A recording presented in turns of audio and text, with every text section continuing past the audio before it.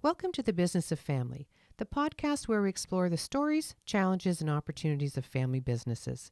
I'm your host, Tammy Buss, and I'm a family business survivor, and I'm also a family business advisor.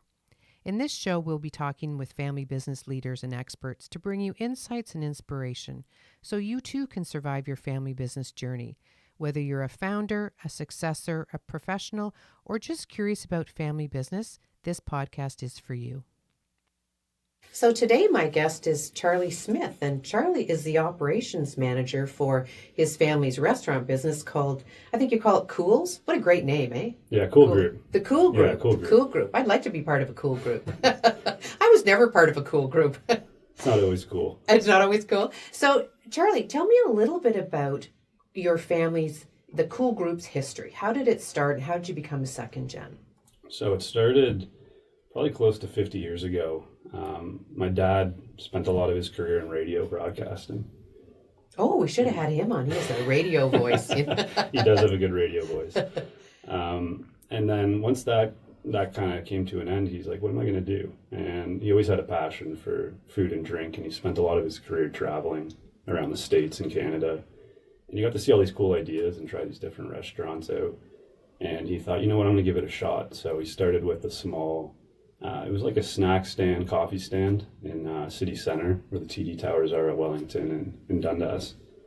And that's here in London. Here in London. It actually was a great place to start because there was a lot of business folks working in that building and still are. And they were offering all kinds of free advice and saw that he was a young guy just trying to make it and figured, you know, maybe we can give him some help. And so that lasted for a few years, but I think his second year in, he decided, I'm going to go out and try to do something a little bigger. And he saw an opportunity for a big storefront on Richmond Street and thought, you know, I'm going to try to bring something to London that doesn't exist right now. Mm-hmm. And at the time, there wasn't a lot of places for students and young people to go out and drink. There's a lot of restaurants. Yeah. Not a ton of watering holes. Being a university city, you know, yeah, you need places to go and eat and drink. And so that was the next step, and that did really well right off the start. And he was pretty surprised. You know, the first day he opened Joe Kools, he forgot to buy cutlery. And that's pretty important when you're opening your first restaurant. Yeah, it's probably the first thing you think of buying. Yeah, and plates and knives and forks. Yeah. And so it was full, and he's like, what am I going to do? I have to go around and get some cutlery. And some people were waiting hours for their food. And what he told the bartenders is let everyone drink for free. And it became a big party, and everyone had fun, and everyone just forgot about the 3-hour wait for their food. Oh, from day one, incredible. It kind of gave the impression that it's a place to come and have fun. And so from day one, it just became an overnight success. Wow. And that's 50 years ago. So Joe Kools was 42 years 42 years, okay. And then his sandwich shop, Nitty's, was probably close to 50.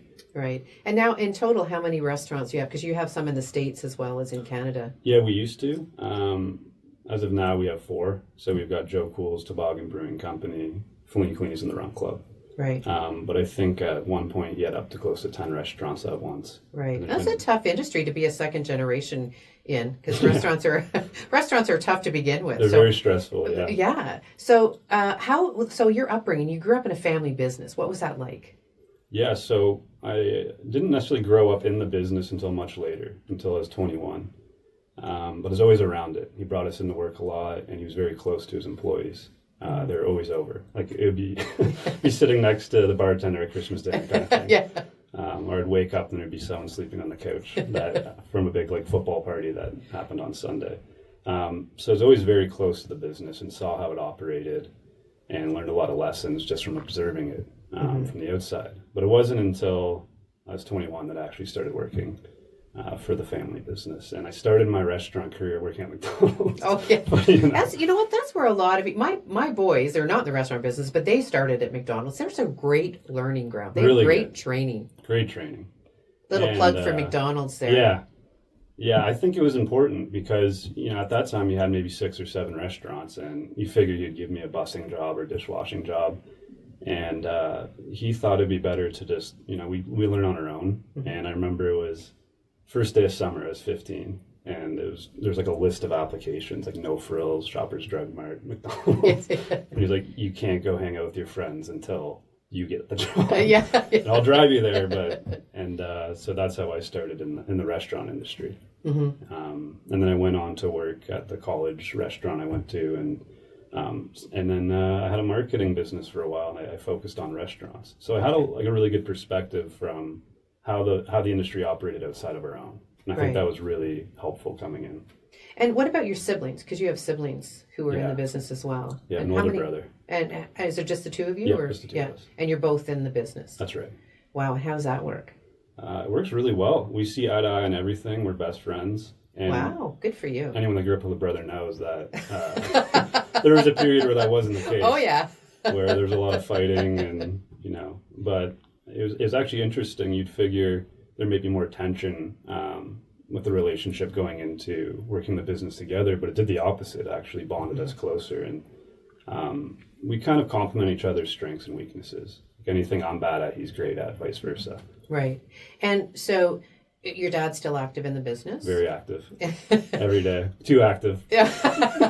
Oh, I've heard that story once or twice. Yeah, I bet. So when did your brother come in? How did your brother enter the family business? When we opened Tobbagan Brewing Company, there's going to be an element of it where we brewed beer. And we had a brewmaster, Tom Schmidt, and he was a Labatt brewmaster for 40-something years. And my brother worked for Labatt's at that time. And he was very interested in the brewing process. He's very mechanical and scientific. And so we figured, hey, it might be a good time for him to learn from Tom. And eventually, when Tom moved on, Sam took over that role. Oh, okay. So he's the brewmaster now. He is. Oh, good. That's good. So you have a brewery, kind of, and you have the restaurant. So the brewery, there's a restaurant with the brewery as well, yeah, right? The brewery's in the basement. And it's kind of tough because people come in and we've got these decorative tanks in the restaurant. There's two of them, and they think that's the entire brewery. But really, it's downstairs. Right. Yeah. Well, it looks good, right? Yeah. So how did you come in, you're now operations manager. So you started your career kind of learning about the industry. Your brother worked at Labatt's and wanted to come in from the brewing side as opposed to the restaurant side. So how did you end up where you are today in your roles? So you're the operations manager. What's your brother's title?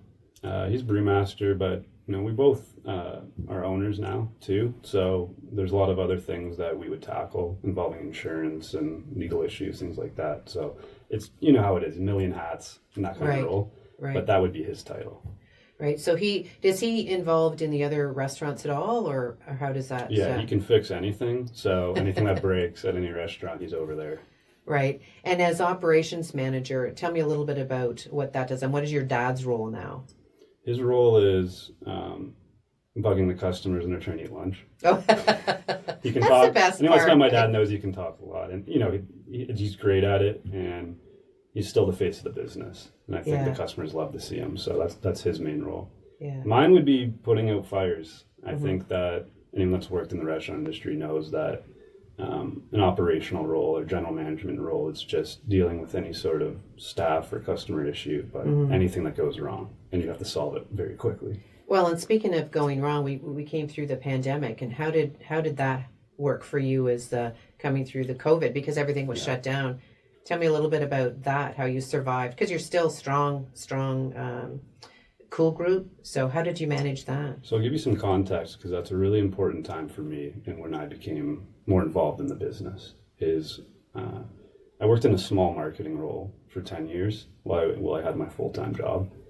And so I was able to kind of observe and see how things worked and get to know the staff over that time. And then COVID happened and everyone left. And we went from 170 employees maybe down to 15 to 20. And so there was a lack of management and oversight. And my dad just was like, hey, I need you right now. Can you come in and help? And it was a very much sink or swim situation where I think I was very underqualified and I was young. And I said to myself, I'll give it my best shot and see how it goes. And, a very challenging time, but I don't regret coming in at that point. I think I learned way more than I would have at any other time. And I'm talking people that worked there 30, 40 years in management and leaving. And so there was a lack of mentorship too. Right.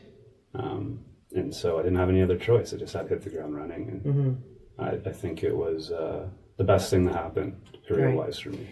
So did you think your dad did he encourage you to come into the business? I know he wanted you to go out and work, not hang out with your friends, but Yeah. Was there a discussion about coming into the family business, or did it just happen because of you opened a brewery and the pandemic hit where you came in full time? Like, was there a plan, or had you discussed it as a family? If I had to guess, I think deep down he really wanted us to be involved, but maybe needed us to show that and prove it to him. But there wasn't any conversation growing up, or even close to the point when I actually started.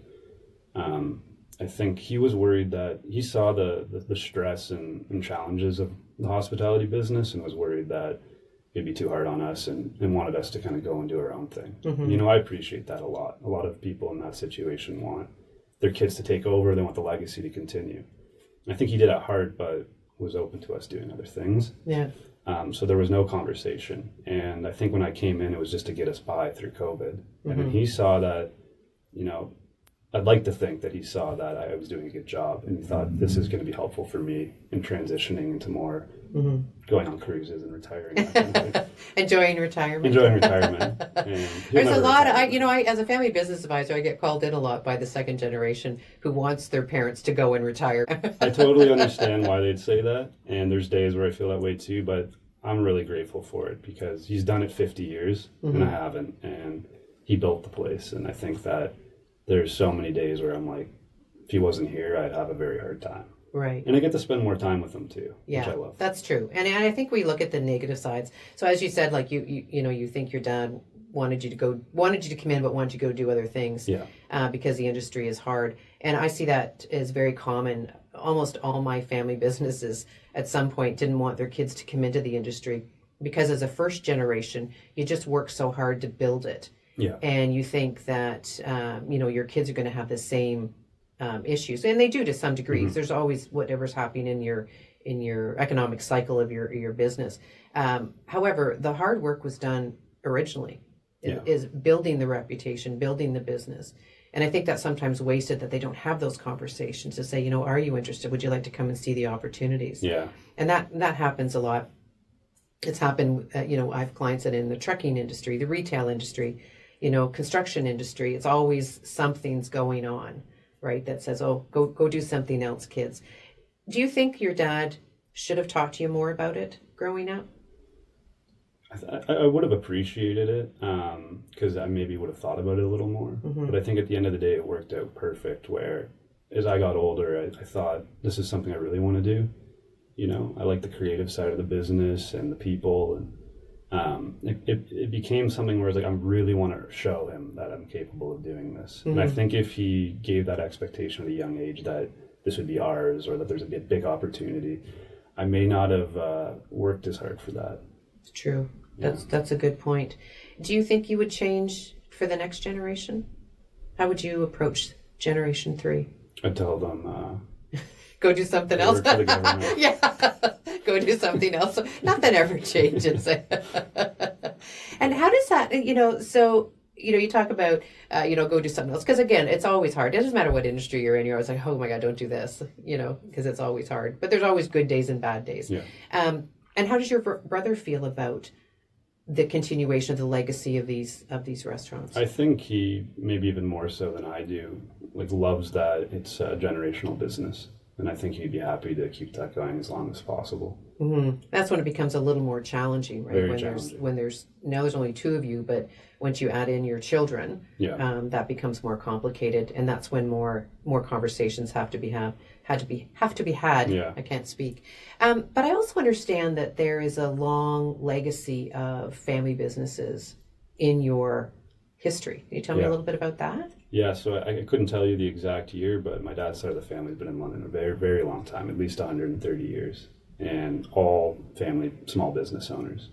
So I started my career in my 20s with my dad, and he started in his 20s with his dad, who owned a private mail delivery service. My grandfather worked for my great-grandfather in a grocery store at Richmond and Piccadilly, where the Black Walnut Cafe is. Yes. And that was called Charlie Smith's Grocery Store. That's who I'm named after, actually. Oh, okay. And then he worked for my great-great-grandpa, who had a produce stand in the market downtown. And then that's kind of where my memory gets fuzzy. But what I found interesting about that is they all worked for their parent and went on and did their own thing. So they learned something and then went and started their own thing. And you did the opposite. You went and did your own thing, they First. came back. So maybe it'll last longer. Yeah, maybe. And you know what? Speaking of that, I thought that was really important because I think if I came in from the very start, I wouldn't have the same confidence. I wouldn't have proved maybe my own worth.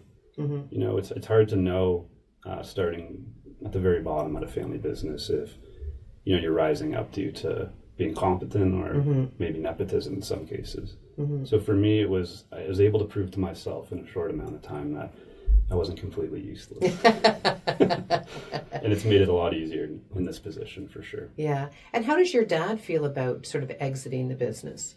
We're doing more retirement, and I know. Let's face it, he's never going to really retire. No. His no motto founder. is death or bankruptcy. Yeah. No, that's a good one. I think I don't know. Gee, both are bad. Yeah. But it's when it's your baby and you started it, you never really retire. What you're trying to give up is some of the reins, right? That's right. And like you say, you know, you've got 40 or 50 years of history, and that's that mentoring to the next generation and to help and to be there. But where does he sort of, you know, what's his sort of plans? So he loves the creative side and then the customers. And he really likes being involved in the community too. So any time we have with that is what he finds important. So if you could just come in on a Friday and talk people's ears off for 3 hours and buy a few rounds, that's the dream. And then we get to focus on all the, me and my brother get to deal with all the boring stuff that you want to do. So what's your vision, you and your brother's vision for these restaurants going forward? Well, COVID was very hard. And if you told me in 2020, 2021, that we'd be back where we are now, it'd be jumping with joy. So very grateful for the position we're in. But that being said, the economy's still kind of in a hard spot and people are feeling the pinch. So, and I'm sure as a lot of people would be listening would know, downtown London's kind of going through a tough time as well.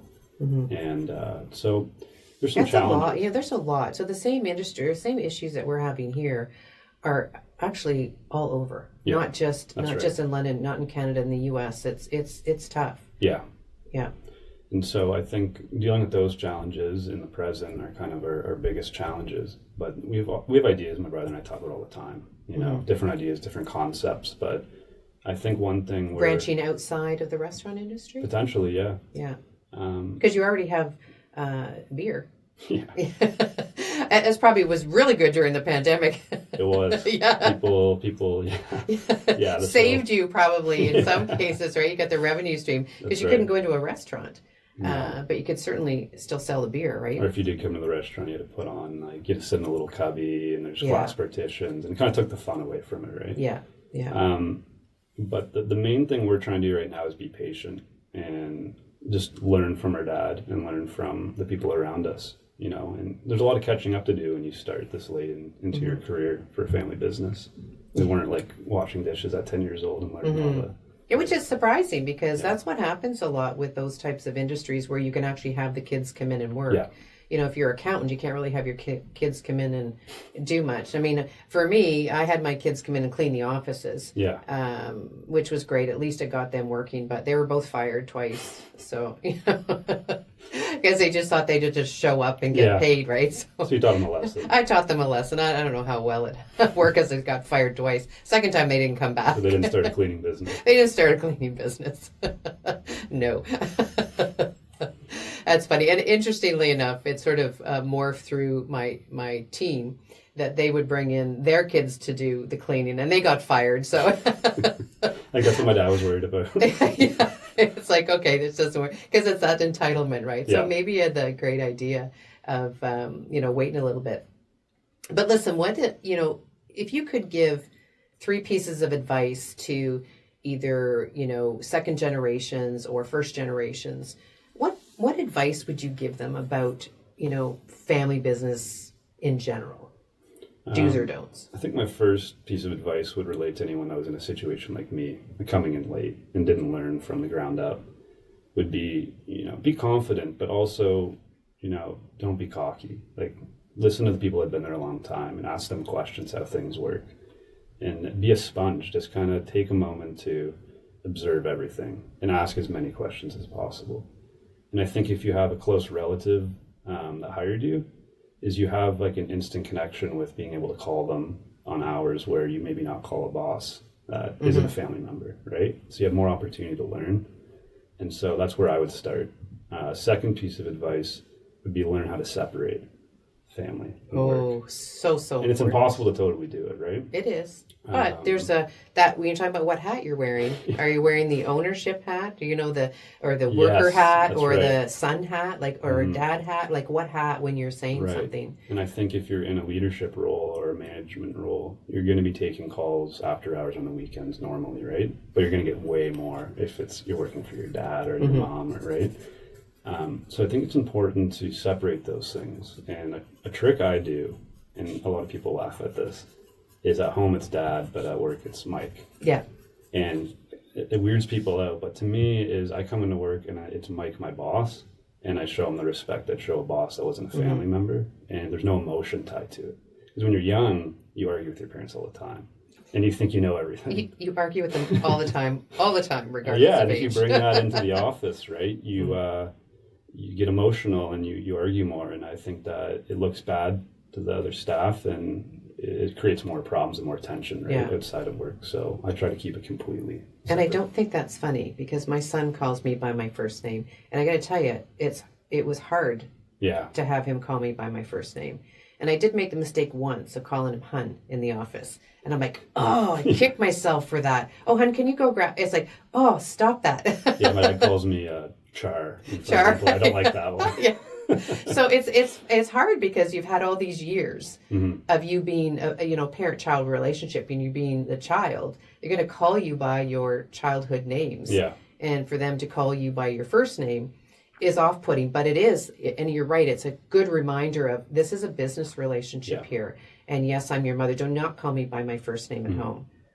Yeah. Or I'll call you by your middle name. And when your mother yells your first and middle name, you're in trouble. Run away. Yeah, run for the hills. And then just to kind of end on that point is I've found that, maybe the 6th or 7th time I've seen my dad or my brother in a row has been in a work atmosphere. When you finally sit down for like a family dinner, and then that's work is only being talked about, is you got to put your foot down too and be like, hey, let's be a family, let's just not talk about work now. You need to have family time too. And I think it's important is that you can get carried away, and that's what we like to talk about. That's what we're passionate about. But it's still like you don't want to be having Christmas dinner with your boss every day either, right? Actually, it's funny. I just did a blog on separate the dining room table from the boardroom table. Good, I like that, because it does have a big, it does have a big impact, because the people who are involved in the business are talking business, and the others are bored. Yeah. It's like, can we talk about something else? Yeah. Well, I might as well scroll on my phone since you guys are talking about work. Like, what a great dinner. Yeah, I got to listen to that one. Yeah. Last piece of advice would be, I think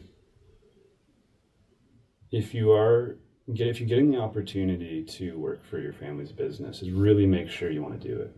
And because sometimes you can have the rose-colored glasses on and see maybe it might make more money, maybe I might take over, maybe I'll work a position I wouldn't have gotten elsewhere. If you're not passionate about that trade or craft, or don't think there's something within it that you can maybe learn to like, it's counterproductive in the future. It's bad for the business, and it's bad for your mental health and well-being too, right? So I think really think about it and make sure it's something you want to do. And have a conversation. Like, if you're on the hiring side, if you're the family member hiring that family member, is make sure they get the extra conversation. If you're hiring a non-family member, general interview process, go over the resume, have the talk, hire them. If it's a child that it's going to work for you, is really make sure they understand the separation rules, and making sure that there might not be favoritism and they have to work extra hard, things like that, right? So listen, if this doesn't work out with your family business, would you mind coming to work for me? Love to. So Char. Maybe not. I can't have that happen twice. I might give your dad a call after this. I'm already regretting coming on the show. Now, absolutely great advice. It's that we try to say that to our clients, but it's really nice to hear that you understand and hear it coming from someone who's actually in the business and working with their family, to say you do have to separate it. Yeah.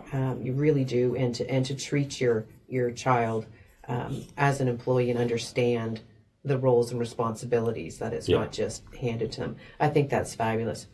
Any other tidbits you'd like to toss out?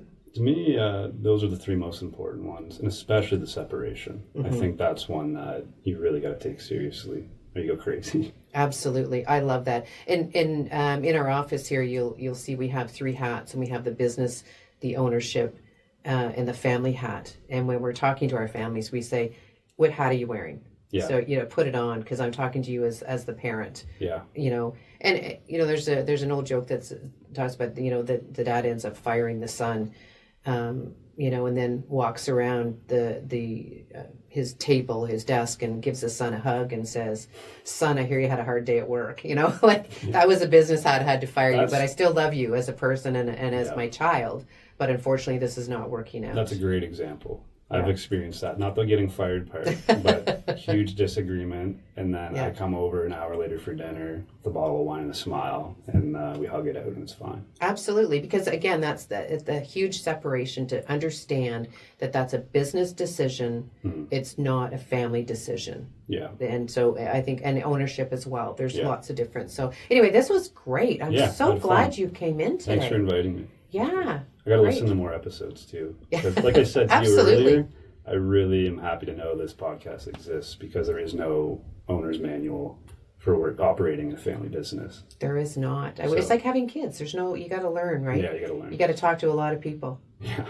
Anyway, thank you so much for coming in. If you like this episode, subscribe to the Business of Family podcast on your favorite listening platform. You can also find BlueRoots on Facebook, Instagram, and LinkedIn. On the next show, I'll be back with another amazing guest who will inspire you with their family business insights. Until then, take care and keep it in the family. This podcast is for informational purposes only and should not be considered legal, tax, investment, or insurance advice. Before acting on any advice, please contact your personal or company advisors.